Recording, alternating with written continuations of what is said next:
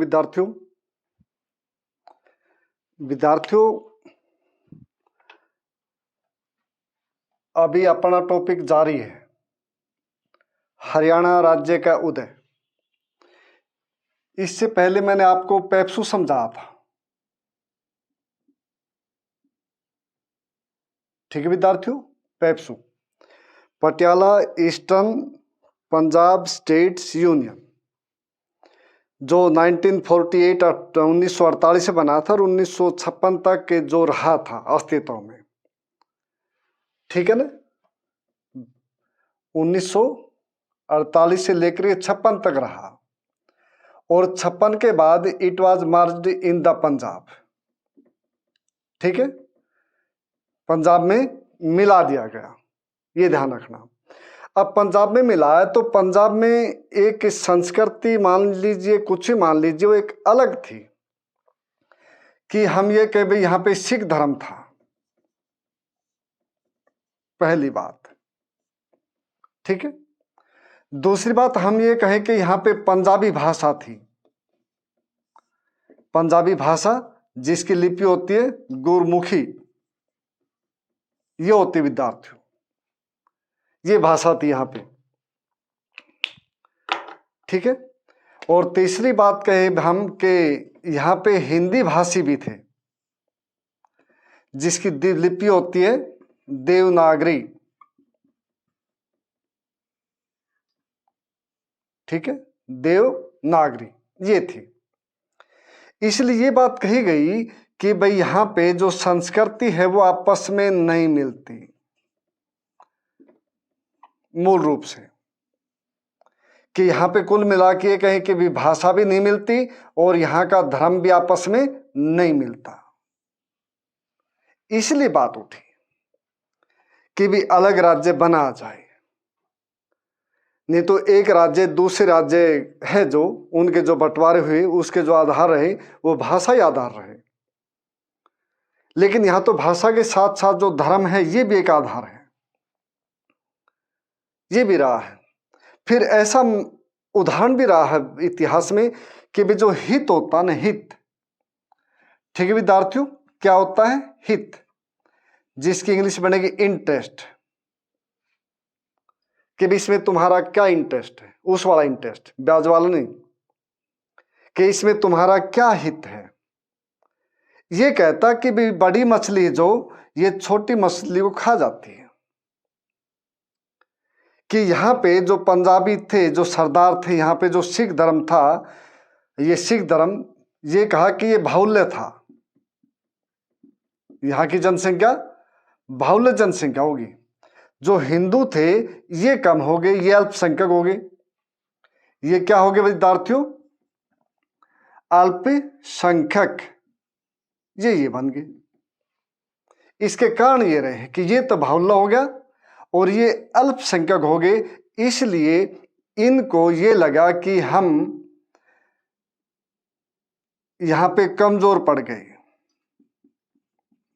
और हमारी कोई भी नहीं सुनेगा, हिंदुओं ने ये मान लिया।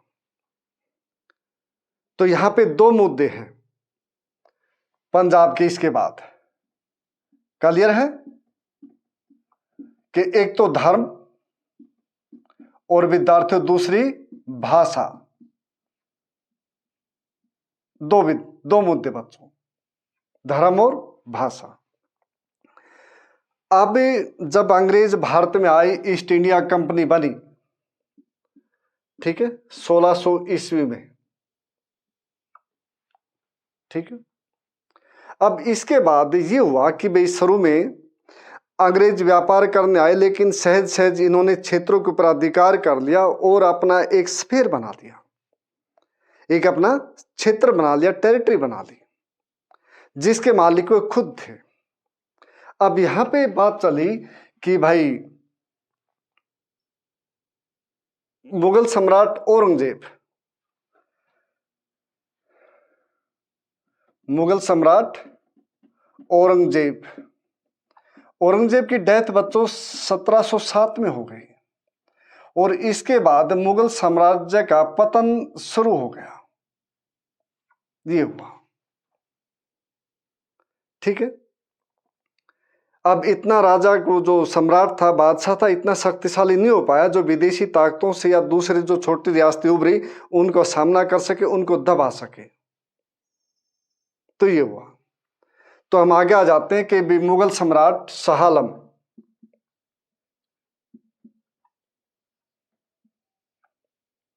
द्वितीय 1759 से लेकर के 1806 तक शासन किया इसने। 1759 से लेकर के 1806 तक। इसके जो वजीर थे इमाद उल मुल्क, ये वजीर थे इसके। और इससे ये आदमी बहुत डरता था। इनका जो असली नाम था वो नाम था अली गौहर। अली गौहर।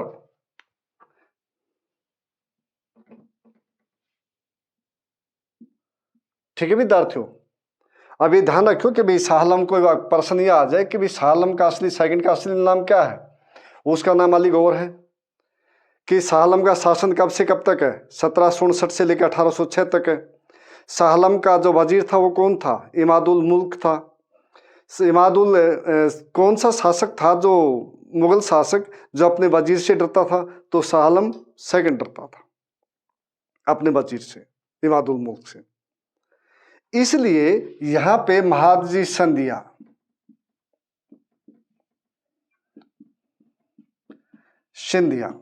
ये आए विद्यार्थियों।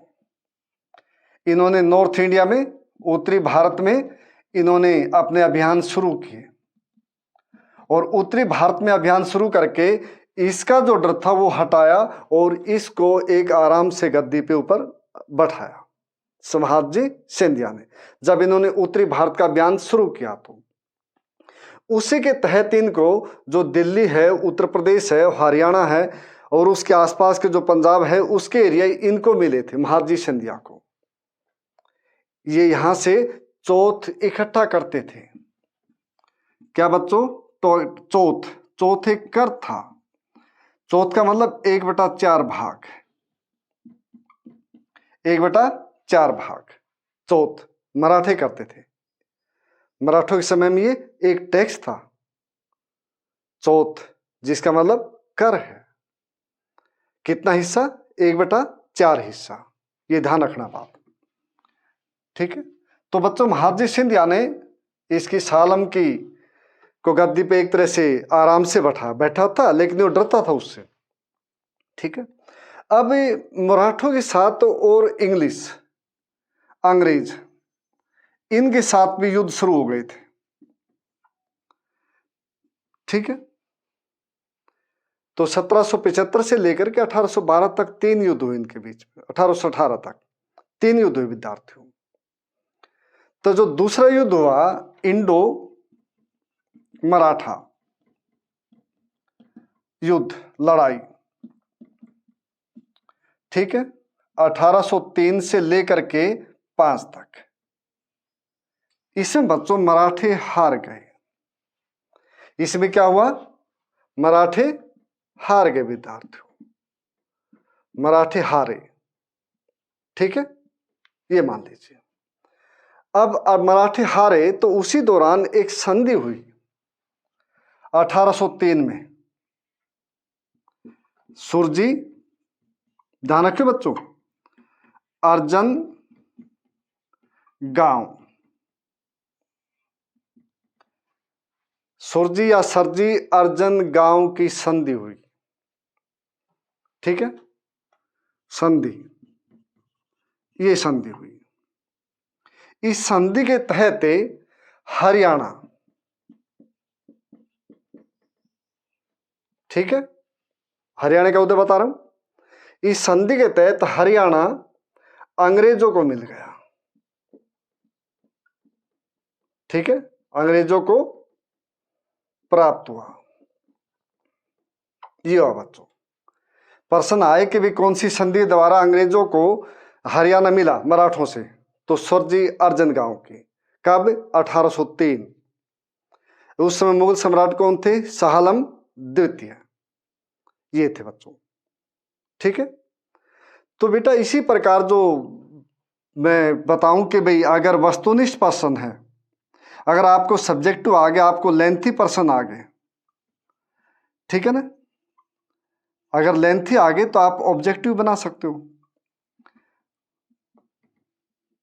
ऑब्जेक्टिव आ गई, एक बार आपने रीडिंग मार दी तो फिर आप सब्जेक्टिव बना सकते हो, फिर दिक्कत नहीं है। दिक्कत ये कि आपने पढ़ा नहीं कुछ भी तो फिर आप कुछ भी नहीं बना सकते। अगर आपने कभी नाम ही नहीं सुना कि यार ये सुरजी अर्जन गांव की संधि, तो फिर आप उसके बारे में सोचते रहोगे कि भी कहाँ है, क्या बात, क्या नहीं, इस प्रकार। ठीक है, इसलिए ध्यान रखो कि भाई एक बार याद रखना जरूरी है सारे सिलेबस को, और सिलेबस को याद करके फिर ऑब्जेक्टिव करना अच्छी बात है। ठीक है, तो ये ध्यान रखना।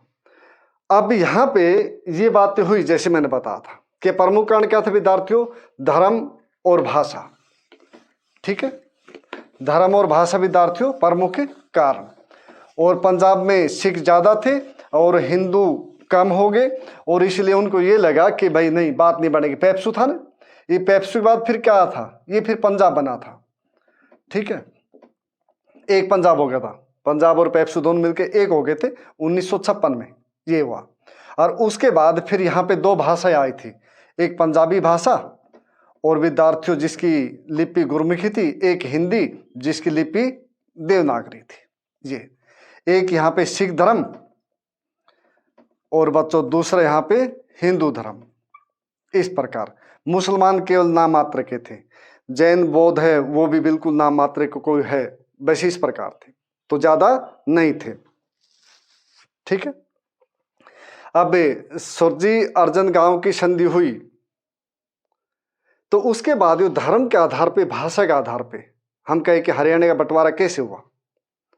तो 1892 और 1893 पंजाब एडमिनिस्ट्रेशन,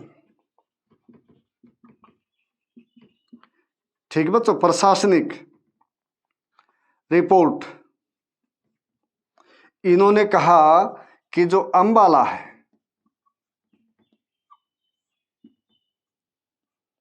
ये अलग है। किस आधार पे, भाषाई आधार पे और धर्म के आधार पे। सबसे पहले ध्यान रखिए बात,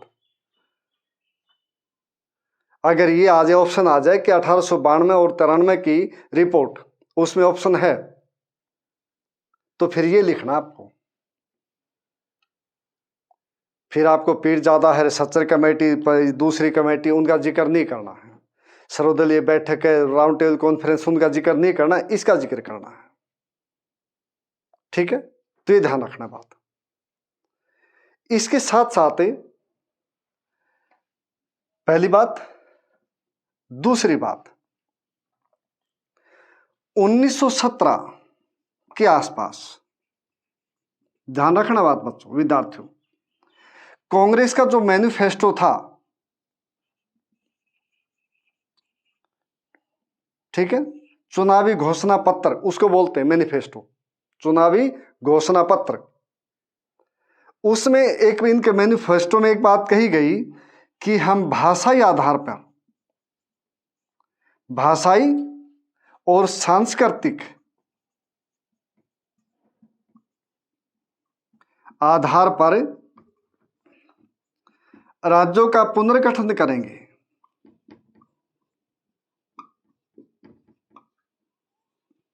ये ध्यान रखो बात, ये बात 1917 में कांग्रेस मैनिफेस्टो में कहा गया कि भाषा के आधार पे और सांस्कृतिक के आधार पे अगर हमारे को लगेगा कि नहीं अलग होना चाहिए तो हम उसका पुनर्गठन करेंगे। जैसे पंजाब और हरियाणा बना, जैसे गुजरात और महाराष्ट्र बना, जैसे तमिलनाडु और आंध्र प्रदेश बना, ठीक है ना, इस प्रकार ये बात कही। ठीक है, तो उसके बाद फिर एक कमेटी आती 1926 में, कमेटी नहीं, इंडियन मुस्लिम लीग, इनका विद्यार्थियों दिल्ली में मीटिंग हुई, दिल्ली में इनका अधिवेशन हुआ। दिल्ली में अधिवेशन हुआ तो यहां पे जो बात चली कि पीरजादा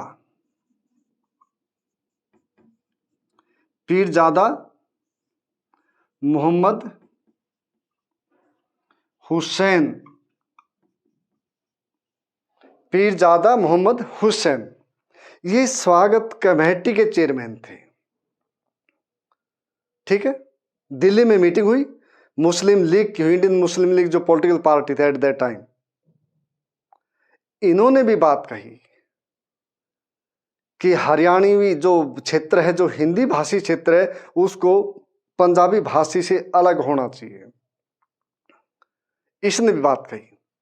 और हरियाणा वाले बच्चे विशेष रूप से ये ध्यान रखें कि अगर ये पूछ लिया जाए कि पीरजादा मोहम्मद हुसैन कहाँ के थे, तो विद्यार्थी महम के थे।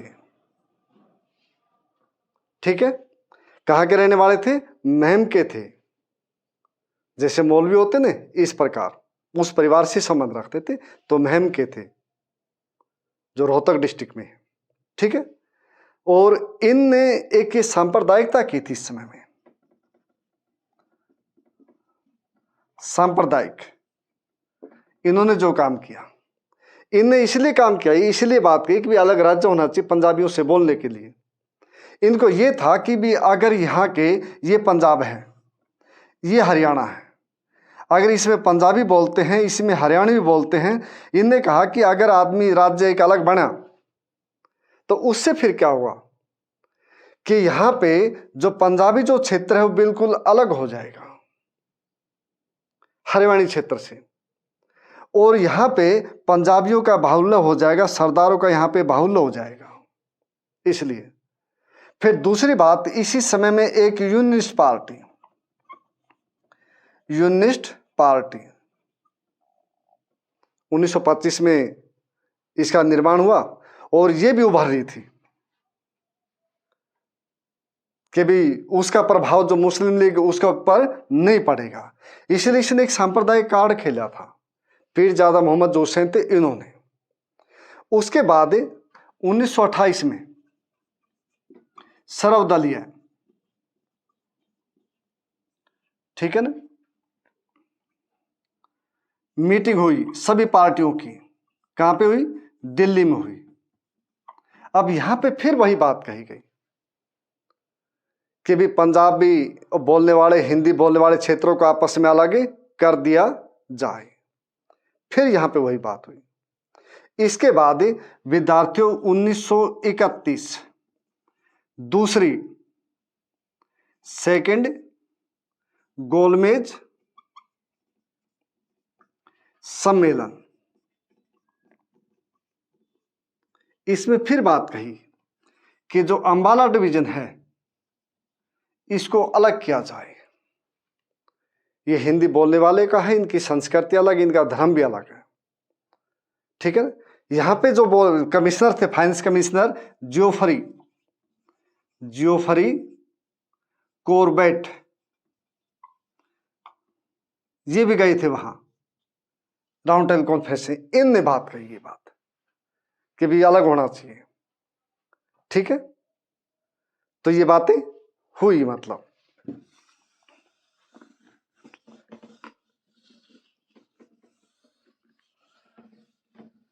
तो बेटा डेट मुश्किल नहीं है, कभी सोचो आप डेट मुश्किल है या सीक्वेंस मुश्किल है, अगर तुम मेहनत करोगे तो याद करोगे तो कोई दिक्कत नहीं है। ठीक है, उसके बाद फिर इस बात को गांधी ने भी यस कर दी। गांधी ने भी कहा कि होना चाहिए। अगला पॉइंट, उसके बाद 1932 देश बंधु गुप्ता, ये हरियाणा और दिल्ली के नेता थे, हरियाणा और दिल्ली के नेता थे। इन्होंने भी यही बात कही कि भी जो पंजाबी जो भाषा उसके आधार पे, और विद्यार्थी जो हिंदी भाषा है उसका आधार अलग है, इसका धर्म भी अलग है, रहन सहन भी अलग है, खान पान भी अलग है। इनने बात कही। ठीक है, इनके साथ साथ फिर यहाँ पे अरुणा आसिफ अली, इन्होंने भी कही बच्चों कि भी हिंदू और सिख अलग कम्युनिटी है, पंजाबी और हिंदी अलग भाषा है, इनको भी अलग का समर्थन दिया इन्होंने भी। और ये ध्यान रखो कि अरुणा आसिफ अली हरियाणा की कालका की रहने वाली थी, इनका जन्म कालका में हुआ था और बेसिकली ये बंगाल से आए थे, ठीक है ना। और इनका क्या नाम था पूरा? अरुणा गांगुली, ठीक है बच्चों, अरुणा गांगुली ये नाम था। हाँ, तो इनकी आसिफ अली कांग्रेस के नेता थे, इनके साथ इनकी मुलाकात हुई 1928 में और दोनों में प्रेम हुआ और प्रेम हो करके विद्यार्थियों फिर इनने शादी की, जबकि इनके माँ बाप इनसे सख्त नाराज थे। उसके पीछे कारण यह है कि यहाँ पे मैं कहूँ कि भी धर्म भी अलग है और आसिफ अली इनसे 20 बरस से भी ज्यादा बड़े थे, 20 बरस से भी ज्यादा बड़े थे। और ये नहीं कि ये कोई कमजोर घर से आते थे, ये ध्यान रखना, अरुणा गांगुली, ठीक है, ये नहीं है। इनका परिवार के जो ताल्लुकात थे, रविंद्रनाथ टैगोर जो इसके भाई थे, उनकी मतलब ये कहूँ कि इसके भतीजे की जो बहू थी वो रविंद्रनाथ टैगोर की बेटी थी, ये ध्यान रखना बात। कभी सोचो कि नहीं कोई वैसे अरुणा गांगुली होगी, अरुणा गांगुली वैसे नहीं थी, अच्छी थी, इनका परिवार बहुत अच्छा था, ठीक है। लेकिन धर्म के कारण फिर इसके चाचा थे जो, तो इसके फादर के बारे में कहा गया कि भाई इसके फादर तो पहले ही चले गए और ना जब ये जिद की इसने नहीं मानी, क्यों प्रेम एक तरह से कहते विद्यार्थियों के अंधा होता, उसका कारण ये रहा और इन नहीं मानी और शादी की। और इनके चाचा के बारे में कहा गया कि इन चाचा ने कहा कि भाई अरुणा तो भाई मर गई और हमने उसकी आखिरी जो क्रियाकलाप होती वो भी हमने कर दी, ठीक है। तो इस जा करके 1901 में इनका जन्म था। कब जन्म था? 1901 में, और मृत्यु इनकी 1996 में हुई दिल्ली में, ठीक है विद्यार्थियों। तो अरुणा आसिफ अली जो कालका में जन्मी, जो शुरू में बंगाल से थी, इन्होंने भी इसका समर्थन किया, ये रहा। अब फिर 1946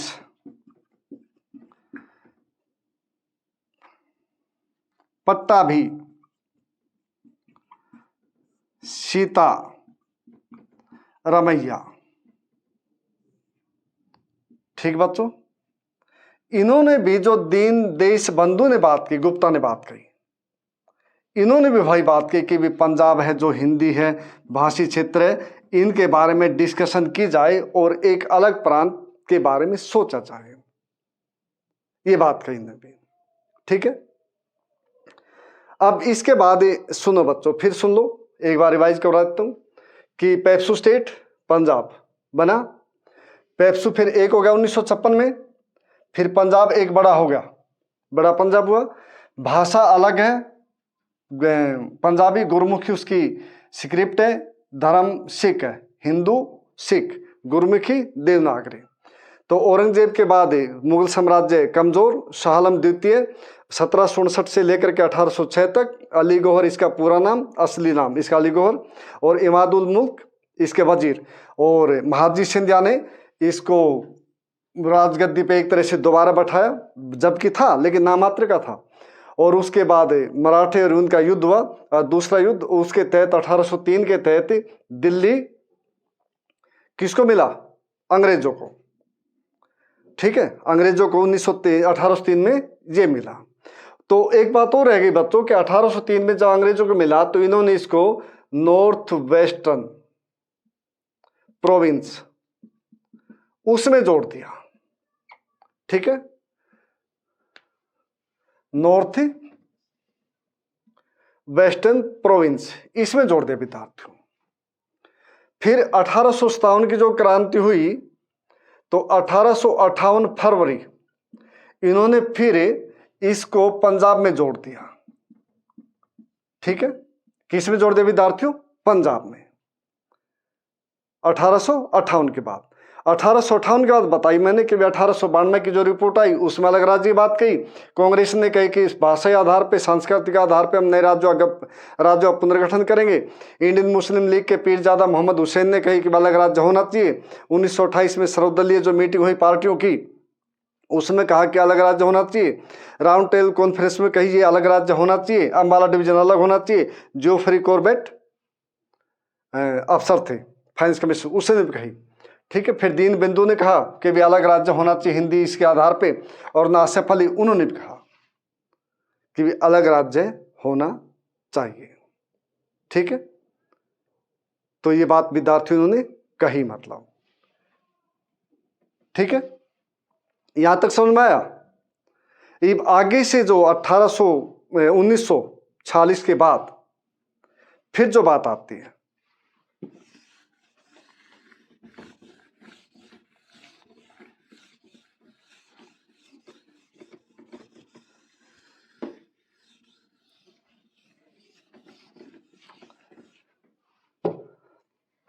तो बच्चों 1948 में मास्टर तारा सिंह इसने एक बम फोड़ दिया एक तरह से। इसने कहा कि सिख राज्य बनना चाहिए। ठीक है, सिख राज्य बनना चाहिए। और ये एक अजीत नाम का समाचार पत्र भी निकालते थे। कोई क्या नाम है समाचार पत्र का? अजीत। ये भी निकालते थे विद्यार्थियों। ठीक है, अब सिख राज्य का मतलब तो ये होगा भी धर्म के आधार पे, यही हुआ ना कि धर्म के आधार पे राज्य बनाना चाहिए। ठीक है, लेकिन 1949 में जब इसने ये किया तो इसके बाद ही कम्युनिस्ट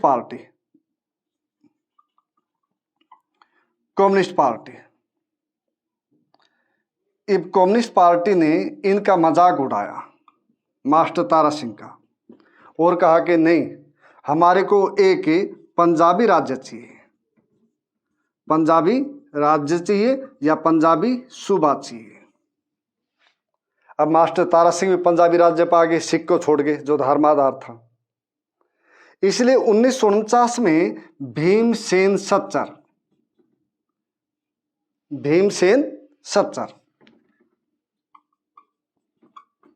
जो बच्चों इसके चीफ मिनिस्टर भी थे, इन्होंने एक फार्मूला निकाला।